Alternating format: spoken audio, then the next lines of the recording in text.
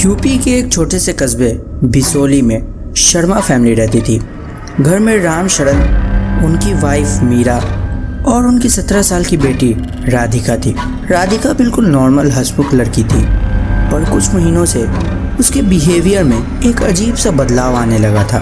पहले तो रात को उठकर चुपचाप बैठना, फिर खाली कमरे में किसी से बातें करना और कभी बिना वजह के हंसना। फैमिली को लगा शायद स्ट्रेस होगा, पर बाद में सिचुएशन और भी क्रीपी होती गई। एक रात 2 बजे राधिका की जोर से चीख ने पूरे घर को हिला दिया।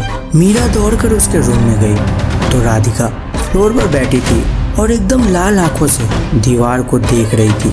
उसकी आवाज़ बिल्कुल किसी आदमी जैसी हो गई थी और वो बोल रही थी, वो आ गया मुझे लेने। घर वाले डर गए, डॉक्टर को दिखाया। डॉक्टर ने दवा दी पर कोई फ़ायदा नहीं। दिन ब दिन राधिका और अजीब हरकतें करने लगी। कभी खुद से बात करना, कभी ज़ोर से रोना, कभी आवाज़ तक रूम में बंद रहना।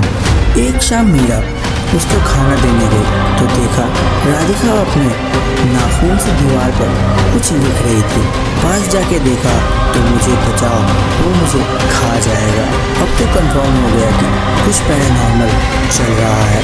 घर के बुजुर्गों ने मशहूर ओझा बाबा सत्यनारायण को बुलाया। बाबा ने राधिका को देखा और तुरंत सीरियस हो गए। इसके ऊपर बहुत पुरानी और ख़तरनाक आत्मा का साया है। उन्होंने बोला कि रात में ही एक्सॉर्सिज्म करना पड़ेगा।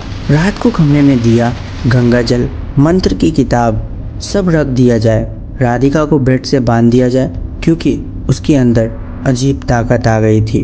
बाबा ने जैसे ही मंत्र शुरू किया, राधिका दहाड़ मारी और बोली, बंद करो, ये लड़की मेरी है। उसकी आवाज़ बिल्कुल किसी 60 से 70 साल के आदमी जैसी लग रही थी। रूम की लाइट एक एक करके बंद हो गई। दिया भी तेज़ हवा के बिना ही बुझ गया। सब साइड से अंधेरे ही अंधेरे। अंधेरे में राधिका की आवाज़ घूम रही थी, मैं सदियों से भटक रहा हूँ, ये मेरे साथ आएगी। बाबा ने तुरंत गंगा जल फेंका। राधिका की स्किन पर जलने के धुआं निकलने लगा और वो पेन में चीखने लगी। बाबा और ज़ोर से मंत्र पढ़ने लगे। रूम में ठंडी हवा के झटके आए। राधिका के शरीर से एक काला धुआं निकला और दीवार पर जाके एक आदमी की शेप बनने लगा। लाल आंखें, सड़ी हुई चेहरे, लंबे नुकीले दांत। वो शैडो ग्राउल कर रही थी, ये मेरी है। पर मंत्रों की ताकत बढ़ती गई। कुछ ही सेकंड में वो काला धुआं जोर से चीखते हुए हवा में घुल गया। राधिका बेहोश होकर गिर गई। कुछ देर बाद होश आया तो वो बिल्कुल नॉर्मल थी। उसे कुछ नहीं याद था। बाबा ने बस इतना कहा, यह आत्मा दूर तो हो गई है, पर अगर वापस आया तो मुझे बताना। ऐसे आत्माएं कभी पूरी तरह नहीं जाती। शर्मा फैमिली ने कुछ हफ्तों बाद घर बदल लिया, पर लोग कहते हैं राधिका के नए रूम की खिड़की रात में अपने आप खुल जाती है, जैसे कोई अभी भी उसे ढूंढ रहा हो।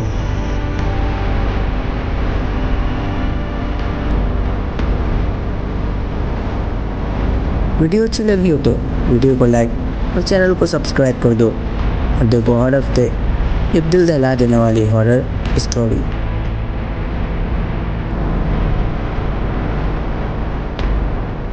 ये वीडियो शूट करने में हमें हेल्प करते हैं मुआने का माइक, ट्राइपॉड और हमारा रिंग लाइट, जो कि मैं डिस्क्रिप्शन में डाल दूंगा, वहाँ से आप बाई कर लेना।